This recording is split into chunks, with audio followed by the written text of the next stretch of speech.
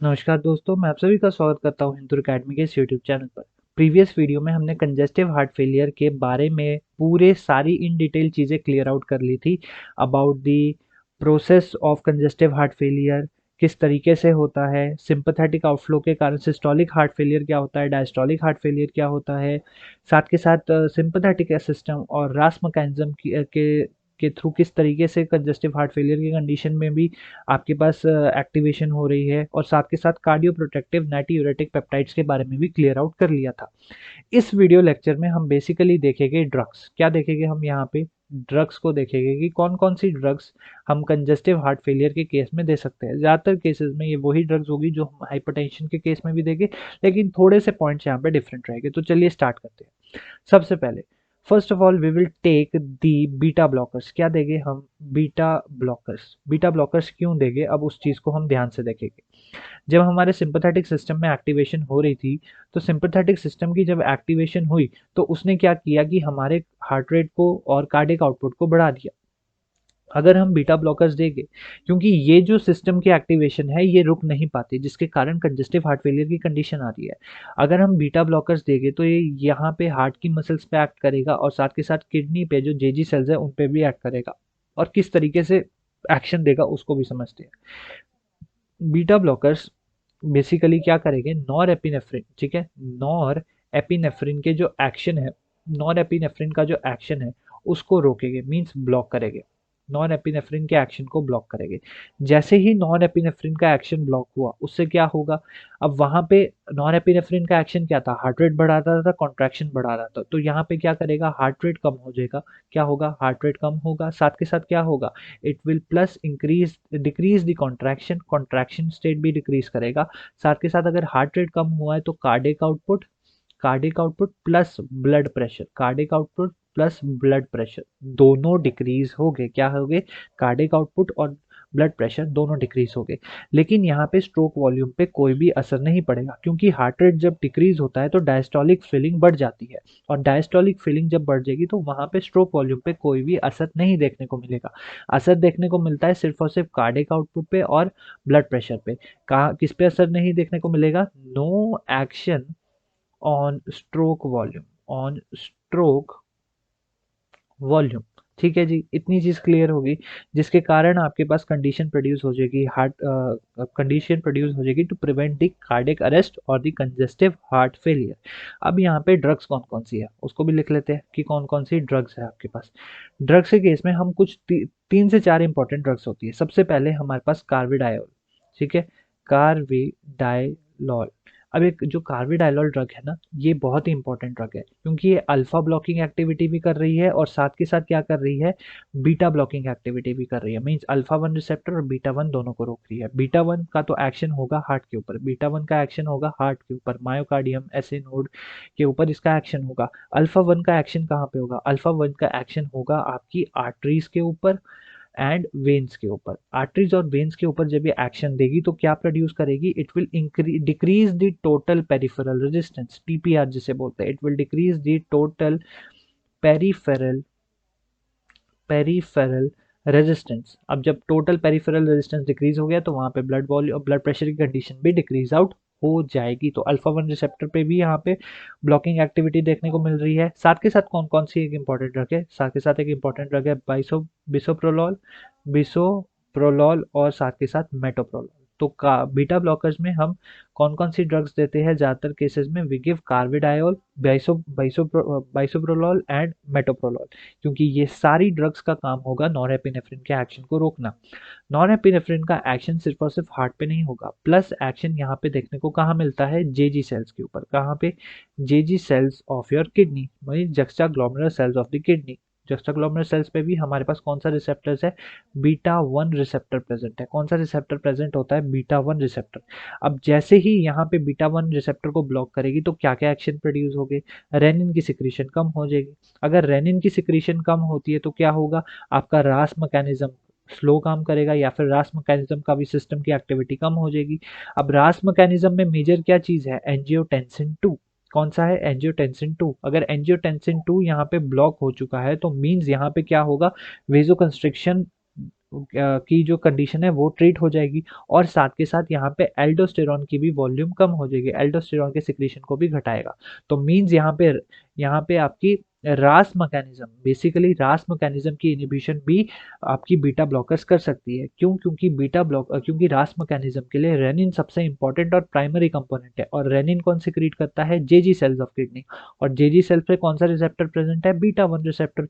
Beta one receptor को अगर आप ब्लॉक कर दोगे तो आपके पास जेजी सेल्स से रेनिन सिक्रीट नहीं होगा, रेनिन सिक्रीट नहीं होगा तो वो रास मैकेनिज्म को और एक्टिवेशन उसकी करने नहीं देगा। तो यहाँ पे बीटा ब्लॉकर्स आई होप आपको क्लियर आउट हो गए होंगे। अब जो हमारे पास नेक्स्ट ड्रग्स का पार्ट रहेगा वो रहेगा एस इनहिबिटर्स का। सेकंड जो पार्ट रहेगा हमारे पास वो रहेगा angiotensin converting enzyme inhibitors. Angiotensin converting enzyme inhibitors, हम यहाँ पे अगर हम अपने चार्ट पे देखें तो देखिए रेनिन था, रेनिन से बना, रेनिन की मदद से एंजियोटेंसिनोजन एंजियोटेंसिन 1 में कन्वर्ट हुआ।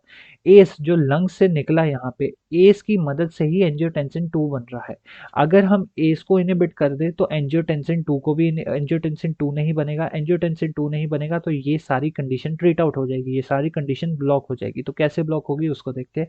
सबसे पहले एंजियो एस इनहिबिटर्स क्या करते हैं? एस इनहिबिटर्स एस एंजाइम को ब्लॉक करेंगे। एस एंजाइम अगर ब्लॉक होगा तो क्या होगा? क्या होगा? It will decrease the angiotensin 2।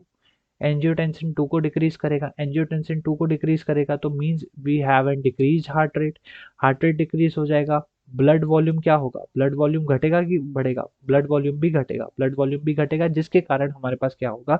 हमारे पास जो कंस्ट्रक्शन की कंडीशन थी, हार्ट की कंस्ट्रक्शन की कंडीशन थी, वो ट्रीट हो जाएगी। लेकिन कुछ इंपॉर्टेंट चीजें मैं आपको यहाँ पे बताना चाहता हूँ कि जो आपके पास एक एस इनहिबिटर्स है, एस इनहिबिटर्स बेसिकली क्या करती है? ब्रैडीकाइनिन, ठीक है, ब्रैडी ब्रैडीकाइनिन, ब्रैडीकाइनिन जो कि एक एंडोजीनस वेजोडायलेटर है। क्या है? एंडोजीनस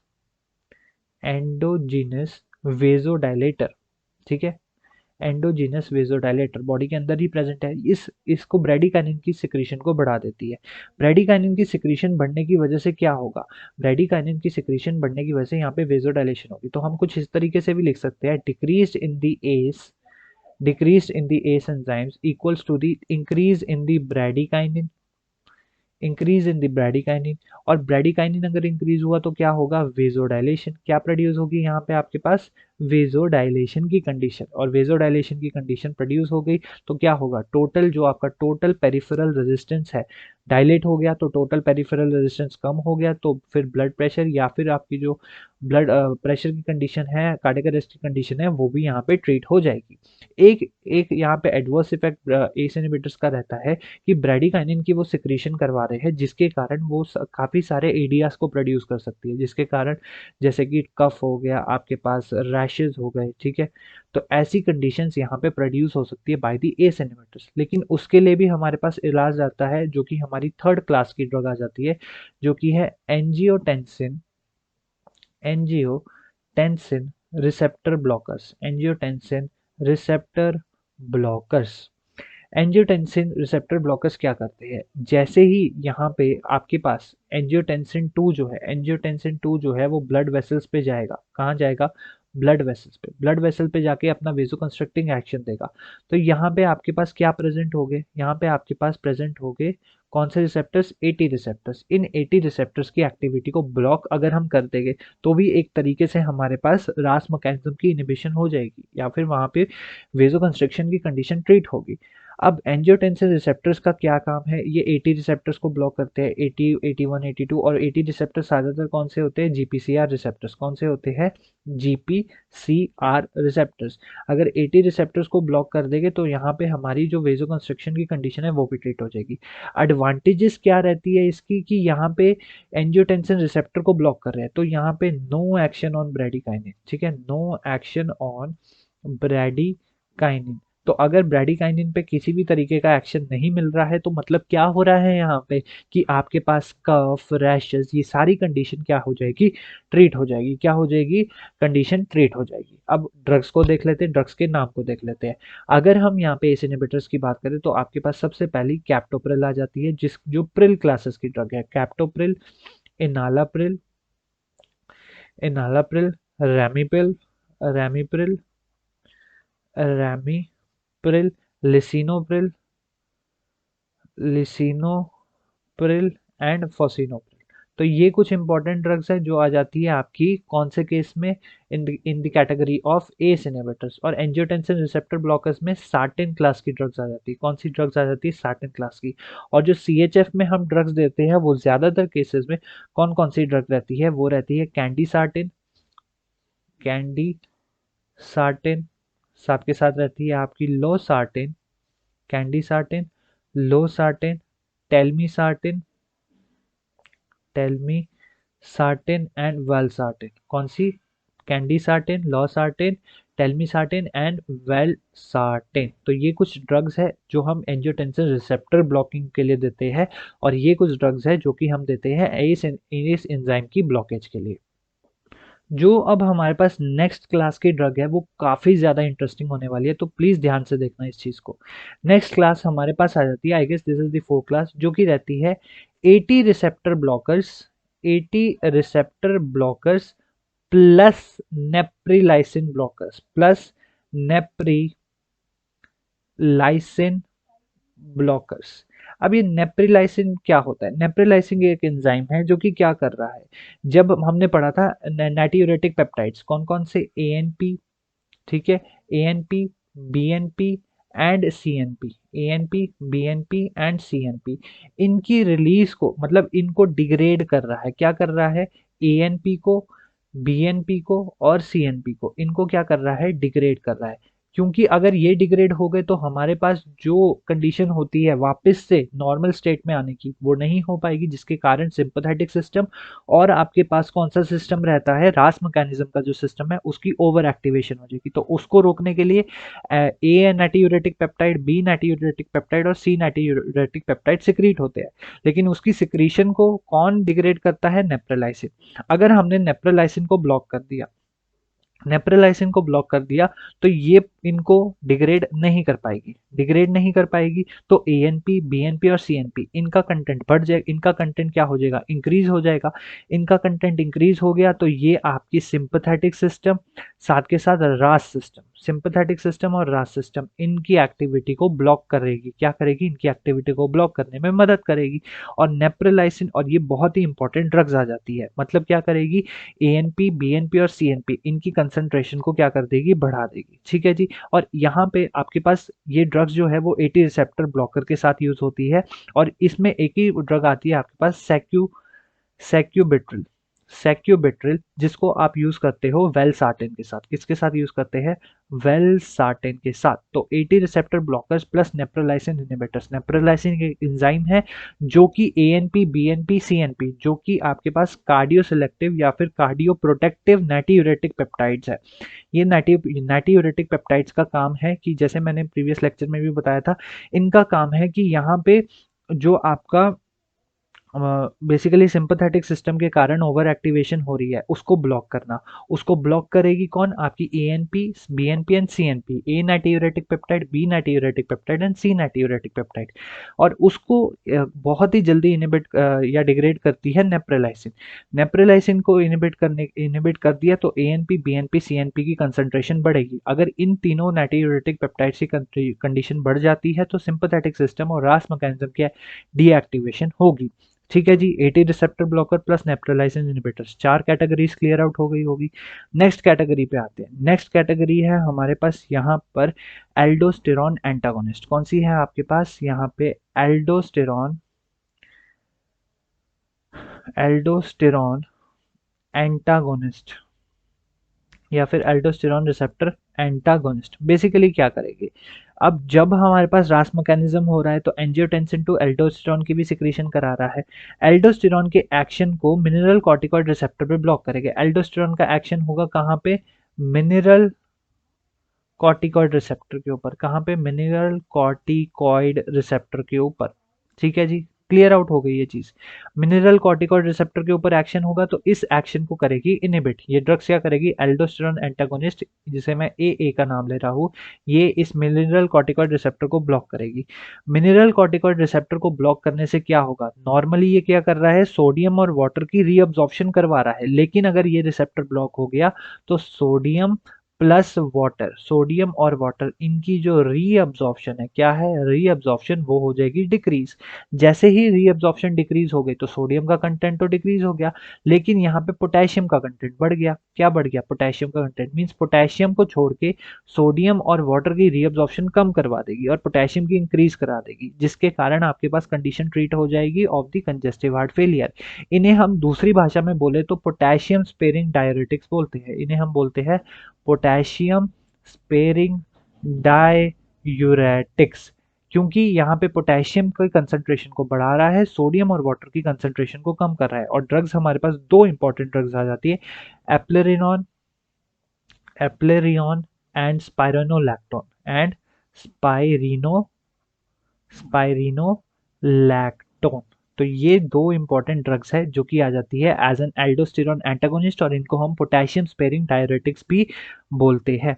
अब नेक्स्ट के बारे में बात करते हैं। नेक्स्ट ड्रग हम हमारे पास आ जाती है, कौन सी क्लास होगी, ये होगी आपके पास सिक्स्थ क्लास की ड्रग। कौन सी, सिक्स्थ क्लास की ड्रग, जो कि रहती है लूप डायूरेटिक्स। कौन सी रहती है, अब यहाँ पे आपके पास लूप डायूरेटिक्स। ध्यान से समझना है चीज को, डायूरेटिक्स का अलग से भी लेक्चर आएगा तो वहां पे भी अच्छे से समझाऊंगा, यहाँ पे चीजें समझ लेना अच्छे से। अब बेसिकली क्या हो रहा है कि यहाँ पे during the condition of congestive heart failure peripheral oedema देखने को मिलता है। मींस पेरिफेरल एडिमा मींस यहाँ पे पल्मोनरी कंजेशन और पेरिफेरल पेरिफेरल एडिमा मींस यहाँ पे वाटर की कंसंट्रेशन मसल्स में बढ़ जाएगी, साथ के साथ पल्मोनरी मींस लंग्स में यहाँ पे कंजेशन की कंडीशन भी देखने को मिलती है। तो उस कंडीशन को ट्रीट करने के लिए हम लूप डायरेटिक्स देते हैं। किस तरीके से देते हैं, लूप डायरेटिक्स क्या करेंगे, हमारे पास एक स्पेशल टाइप का ट्रांसपोर्टर होता है, ये आपके पास सेल है, ठीक है। यहाँ पे हमारे पास एक स्पेशल टाइप का ट्रांसपोर्टर है। इस ट्रांसपोर्टर का नाम है sodium potassium ATPase. Sodium potassium ATPase. ये सोडियम पोटेशियम एटीपेस क्या कर रहे हैं, ये एक तरीके का को ट्रांसपोर्ट है। क्या है, एक तरीके का यहाँ पे ये को ट्रांसपोर्टर है।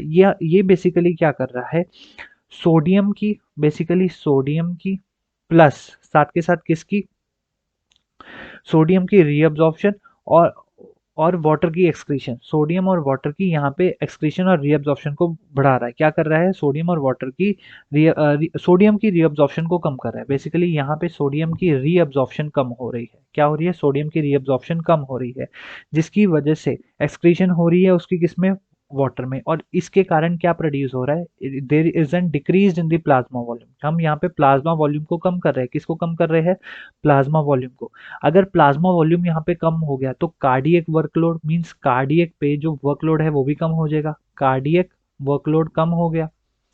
अब कार्डियक वर्कलोड कम हो गया तो यहाँ पे क्या होगा, आपके पास कंडीशन ट्रीट हो जाएगी कंजेस्टिव हार्ट फेलियर में। कंजेस्टिव हार्ट फेलियर में क्या हो रहा है, increase cardiac work, increase plasma volume, ठीक है, इंक्रीज सोडियम रीअब्जॉर्प्शन। तो यहाँ पे हम तो सारी चीजें डिक्रीज कर रहे हैं, तो डिक्रीज करके यहाँ पे कंडीशन आ जाएगी। साथ के साथ ये सोडियम पोटेशियम एटीपेस होता है और साथ के साथ यहाँ पे क्लोराइड Cl नेगेटिव की एंट्री ये बढ़ा देते हैं सेल के अंदर।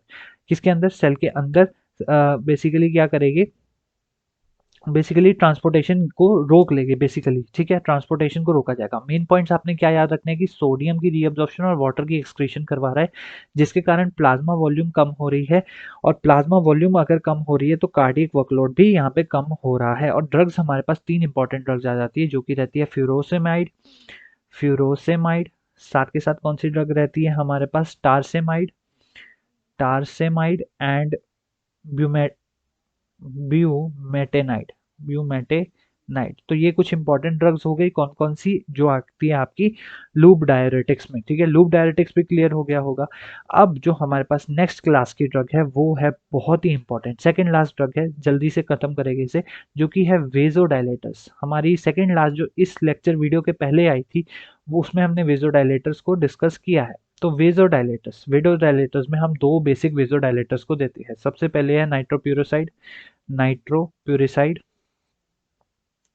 साइड।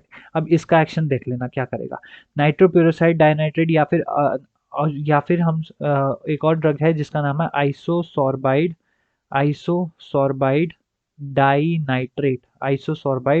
डाइनाइट्रेट। तो आइसोसोर्बाइड डाइनाइट्रेट क्या कर रहा है, ये कर रहा है it releases nitrous oxide from the vascular endothelial cells, vascular endothelial cell से नाइट्रस ऑक्साइड को रिलीज करेगा। कहाँ पे? स्मूथ मसल सेल्स पे। कहाँ पे? स्मूथ मसल सेल्स पे। स्मूथ मसल सेल्स में यहाँ पे रिलीज होगा तो एक्टिवेट हो जाएगा आपका, क्या एक्टिवेट हो जाएगा? गोनिल गोनिल साइक्लेस। जैसे ही गोनिल साइक्लेस एक्टिवेट हो गया तो वो क्या करेगा? सीजीएमपी को बढ़ा देगा, सीजीएमपी की कंसंट्रेशन को बढ़ा देगा।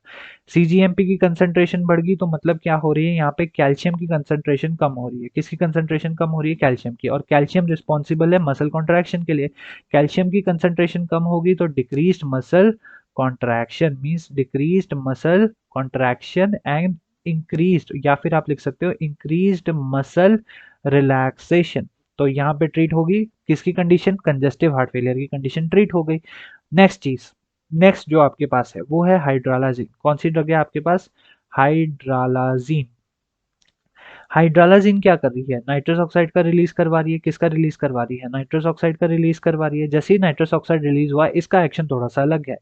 वैसे ही ये पोटेशियम के चैनल को ओपन करेगी, पोटेशियम चैनल को ओपन करेगी, साथ के साथ जो आपके पास कैल्शियम चैनल है सार्कोप्लाज्मिक रेटिकुलम में, जो कैल्शियम चैनल है उसका भी रिलीज क्या कर देगी?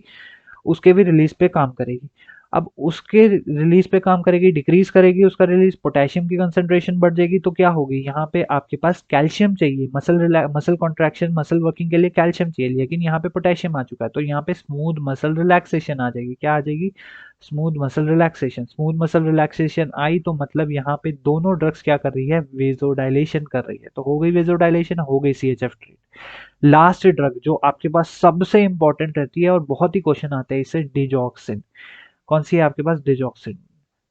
ठीक है, डिजॉक्सिन हमारे पास क्या कर रही है? अब इसका काम है वेजो कंस्ट्रिक्शन करना। क्या करना? वेजो कंस्ट्रिक्शन करना। क्योंकि हमारे पास systolic blood pressure, diastolic heart failure, systolic heart failure, diastolic heart failure दोनों आ रहे हैं, तो हम दोनों तरीके से ट्रीटमेंट कर सकते हैं। डिजॉक्सिन क्या कर रही है? हमारे पास एक बहुत ही इंपॉर्टेंट पंप होता है जिसे हम बोलते हैं सोडियम पोटेशियम एटीपेस। क्या बोलते हैं? Sodium potassium ATPase pump. ये एटीपेस पंप क्या कर रहा है? सोडियम की एंट्री, ठीक है, ये आपके पास सेल है, सोडियम की एंट्री बाहर करवा रहा है सेल के, और पोटेशियम की एंट्री अंदर करवा रहा है। ठीक है, सोडियम को बाहर भेज रहा है, पोटेशियम को अंदर भेज रहा है। तो क्या हो रहा है अब यहाँ पे? सोडियम की कंसंट्रेशन क्या हो रही है यहाँ पे? किसकी कंसंट्रेशन यहाँ पे चेंज हो रही है? तो अब बेसिकली क्या होगा कि जैसे ही यहाँ पे पोटेशियम की कंसंट्रेशन बढ़ जाएगी, किसकी कंसंट्रेशन बढ़ गई यहाँ पे? पोटेशियम की। तो पोटेशियम की कंसंट्रेशन बढ़ते ही ये दूसरा जो हम आपके पास एक और ट्रांसपोर्टर होता है जिसे हम बोलते हैं sodium sodium calcium change exchanger, sodium calcium exchanger क्या करेगा? ये सोडियम को फिर से बाहर भेजेगा और कैल्शियम को अंदर भेजेगा। क्या बोलेगा? कैल्शियम की कंसंट्रेशन सेल के अंदर बढ़ा देगा। कैल्शियम की कंसंट्रेशन जैसे ही सेल के अंदर बढ़ गई वैसे ही ये जाएगी आपकी सार्कोप्लाज्मिक रेटिकुलम में। सार्कोप्लाज्मिक रेटिकुलम पे कई जो प्रोटीन्स है मसल कॉन्ट्रैक्शन के लिए, कौन से? एक्टिन और मायोसिन, वहां पे एक्ट करेंगे। एक्टिन मायोसिन की ओवरलैपिंग होगी तो कॉन्ट्रैक्शन प्रोड्यूस होगी, और वे क्या प्रोड्यूस करेगा? वेजो कंस्ट्रिक्शन। और वेजो कंस्ट्रिक्शन प्रोड्यूस करके ये कॉन्ट्रैक्टिबिलिटी को बढ़ाएगी डिजॉक्सिन, और उससे आपकी ट्रीट होगी कंजेस्टिव हार्ट फेलियर की कंडीशन।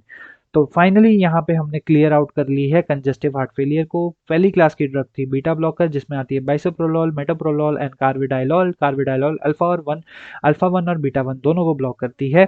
नेक्स्ट क्लास में हमारे पास थी एस इनहिबिटर्स जिसमें कि बेसिकली हमारे पास कैप्टोप्रिल, इनालाप्रिल, रैमीप्रिल, लिसिनोप्रिल और फॉसिनोप्रिल आती है जो कि रास मैकेनिज्म पे काम कर रही है और एंजियोटेंसिन 2 की एक्टिविटी को ब्लॉक कर रही है। साथ के साथ एंजियोटेंसिन रिसेप्टर ब्लॉकर्स आ जाते हैं, कैंटीसार्टिन, लॉसार्टिन, टेलमिसार्टिन एंड वैलिसार्टिन, जो कि एंजियोटेंसिन रिसेप्टर को ब्लॉक करके एंजियोटेंसिन की एक्टिविटी, एंजियोटेंसिन 2 की एक्टिविटी को होने से रोकती है। साथ के साथ हमारे पास एंजियोटेंसिन 2, एंजियोटेंसिन रिसेप्टर ब्लॉकर और नेप्रोलाइसिन इनहिबिटर्स आ जाते हैं। नेप्रोलाइसिन एक एंजाइम है जो कि आपके पास कार्डियो प्रोटेक्टिव नाइट्रियूरेटिक पेप्टाइड्स को डिग्रेड करती है। इनकी डिग्रेडेशन को रोकते ही आपके पास cardio protective natriuretic peptides myocardial relaxation करने में मदद करते हैं। और नेप्रोलाइसिन इनहिबिटर्स हमेशा एटी रिसेप्टर ब्लॉकर के साथ कॉम्बिनेशन में यूज होती है, और वो कॉम्बिनेशन रहता है सैक्यूबिट्रिल और वालसार्टिन का। साथ के साथ एल्डोस्टेरॉन एंटागोनिस्ट होते हैं जिसको हम पोटेशियम स्पेयरिंग डायरेटिक्स बोलते हैं, और इन्हें हम स्पाइरोनोलैक्टोन और एप्रिलॉन से पहचानते हैं।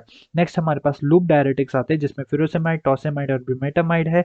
एंड लास्ट वेजोडाइलेटर्स जो कि नाइट्रोप्यूरोसाइड, आइसोसोर्बाइड डाइनाइट्रेट और हाइड्रोलाजीन है जो कि वेजोडाइलेशन कर रहे हैं। और डाइजॉक्सिन एक लौती ऐसी ड्रग है जो कि वेजो कंस्ट्रिक्शन कर रही है। और यहाँ पे हमारे पास कंजेस्टिव हार्ट फेलियर की कंडीशन ट्रीट हो जाती है by using these drugs. So I hope आपको congestive heart failure in detail clear out हो गया होगा।